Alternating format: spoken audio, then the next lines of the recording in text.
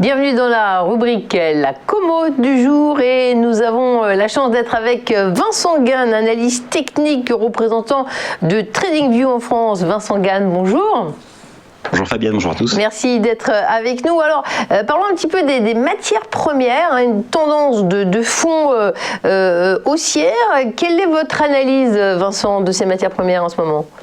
Oui, alors c'est la thématique de l'inflation, c'est la thématique qui inquiète les marchés financiers, cette remontée des prix globale depuis un an qui pourrait amener les banques centrales à se retirer un peu dans leur soutien monétaire. Mais en fait, cette remontée des prix, elle est basée essentiellement sur la remontée du prix des matières premières. Alors ça peut paraître surprenant, mais hormis le choc boursier de mars 2020 où les prix des matières premières ont chuté, elles sont très rapidement reparties en tendance haussière, en corrélation avec les actifs risqués, avec la remontée des taux d'intérêt, plus globalement la reprise économique. Et on oublie aussi une raison importante, ça je parle vraiment du contexte général des matières premières, c'est la forte tendance baissière du dollar américain. Donc tous ces éléments réunis ont globalement ramené les matières premières à leur niveau d'avant-crise si on prend des indices synthétiques qui les assemblent, tous ensemble, hydrocarbures, matières premières agricoles et métaux. Donc elles sont revenues à leur niveau d'avant-crise. Alors, si on fait un focus, un coup de projecteur sur la commodité du bois, eh bien, on se rend compte que là, les clignotants sont verts et le signal, il vient des États-Unis, n'est-ce pas ? Oui, alors voilà, exactement, tout à fait. Alors le bois, c'est vraiment, là j'ai pris l'exemple le plus extrême.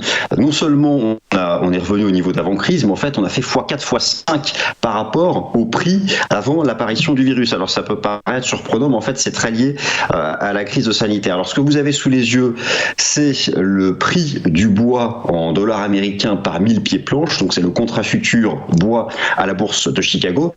Et effectivement, le marché s'est récemment envolé au-delà des 1500 $. Bon, avant la crise, on était autour des 300 $ par 1000 pieds planches. Alors, pourquoi c'est lié à la crise sanitaire ? Parce qu'une réponse importante aux États-Unis par le gouvernement fédéral pour relancer l'économie, ça a été de gigantesques plans de relance, alors budgétaires, basés sur donc, la dette publique, la dette qu'achète la Banque centrale. Et ce plan de relance américain, il y a eu une grosse partie, une énorme enveloppe en direction du secteur de l'immobilier résidentiel.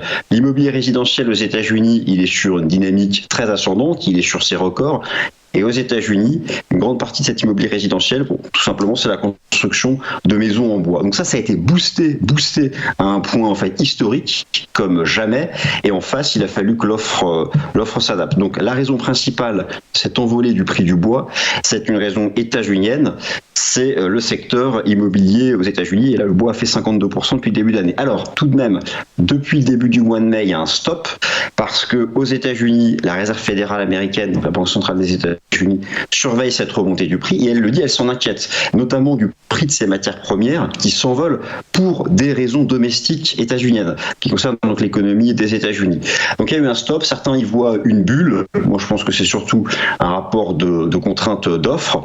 Et en tout cas, voilà, cet été, c'est typiquement une matière première qui va être surveillée par la Fed, qui va chercher à écraser le prix. Donc moi je pense que là, la petite bulle spéculative, elle est terminée. Le marché est en train de retomber en direction des 1000 $ par 1000 pieds planches. Mais en tout cas, voilà, le prix du bois, c'était essentiellement se booster par l'immobilier résidentiel américain. Je pense que là, le top a été fait.